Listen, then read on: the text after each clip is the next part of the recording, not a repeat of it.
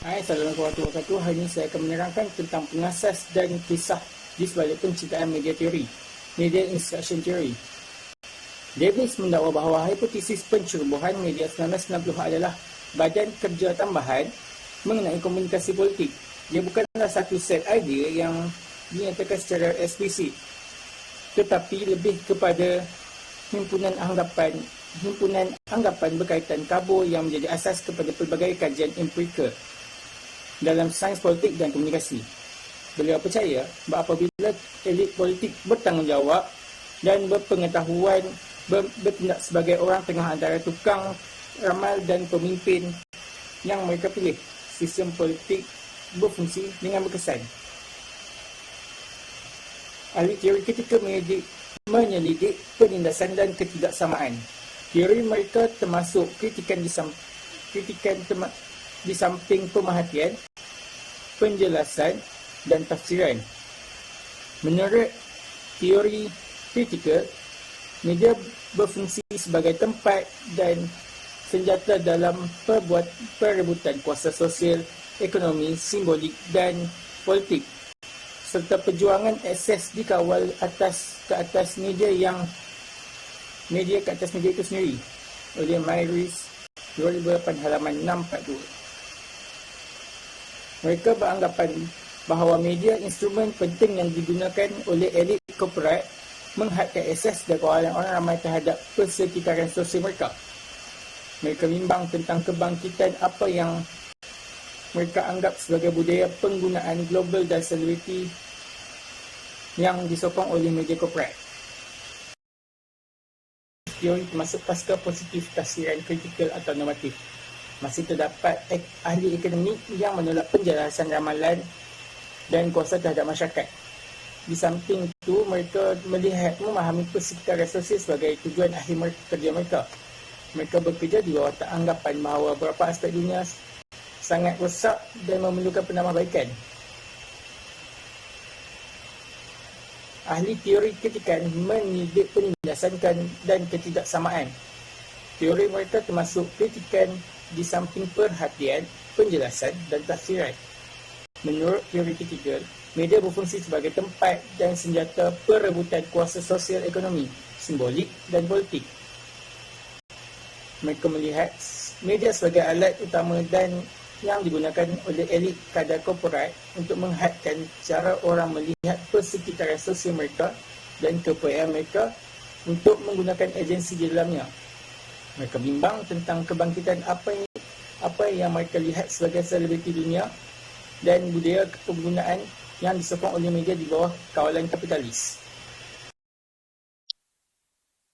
Terusnya adalah idea utama dan prinsip teori. Konsep dan pengangan asas menurut teori pencemaran media ini, pengenalan media elektronik khususnya televisyen telah mempercepatkan kemerosottan parti. Dipercayai bahawa kehilangan modal sosial akan membawa banyak kesan negatif apabila ahli politik tidak dapat bergantung pada organisasi tempatan yang mereka sertai atau kenalan mereka untuk membina sokongan daripada orang ramai. Mereka terpaksa meminta bantuan pakar politik yang memberi mereka pandangan tentang cara melibatkan orang ramai melalui media. Akibatnya, golongan elit mesti melaburkan masa yang banyak untuk mengumpul dana sebelum menggunakan wang itu untuk pelbagai jenis komunikasi politik yang meragukan. Parti politik juga secara langsung dipengaruhi oleh kehabisan modal sosial. Parti-parti yang terbaik bertindak sebagai gabungan besar kumpulan kepentingan sosial ekonomi yang berbeza. Mereka bertindak sebagai alat untuk organisasi ini mencapai objektif mereka. Sebagai contoh, dua parti utama yang berada di Australia dan Kanada, yang kedua-duanya bersungguh-sungguh menerima bentuk komunikasi politik baru. Ini dapat menyaksikan kemerosotan dalam keahlian dan sokongan yang semakin berkurangan. Walau bagaimanapun, boleh dikatakan bahawa pencerahan media sebenarnya meningkatkan sektor pembrokeran Kanada yang sudah lemah. Persekitaran perundangan, persekutuan dan media yang berbeza tempat parti politik di Australia dan Kanada beroperasi mungkin menjadi punca perbezaan pengalaman ini. Memandangkan saluran komunikasi politik baharu memiliki kesan yang berbeza, Parti politik Australia telah menjalani pembaharuan yang menjadikan mereka lebih seperti rakan sejawatan mereka di Kanada. Lagi sekali, parti politik juga terjejas secara langsung oleh kehabisan media sosial. Parti-parti yang terbaik bertindak sebagai agama besar, kumpulan kepentingan sosial ekonomi yang berbeza.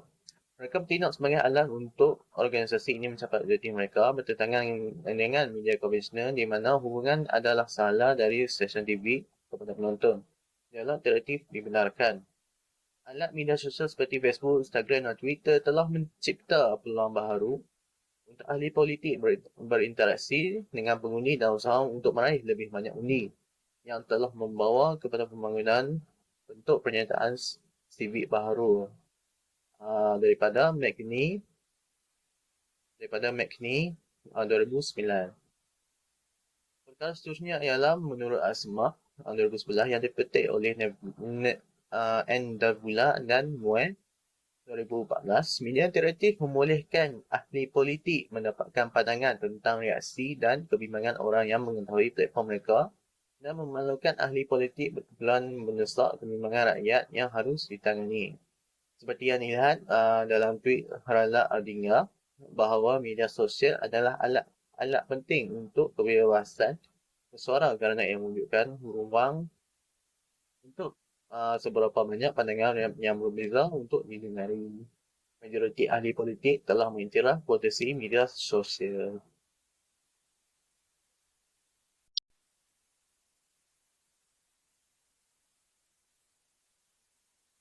Seterusnya adalah menerangkan konsep yang menghidupkan teori ini. Beberapa wartawan mempertikaikan dakwaan percobaan media dan menegaskan bahawa mereka akan mempunyai sedikit pengaruh terhadap hasilnya.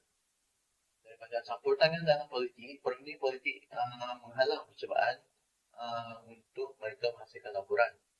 Mereka mengingatkan bahawa apabila parti politik telah dipilih untuk membenarkan pilihan raya utama diadakan di seluruh negara, mereka memilih untuk melepaskan kawalan ke atas pencalonan presiden.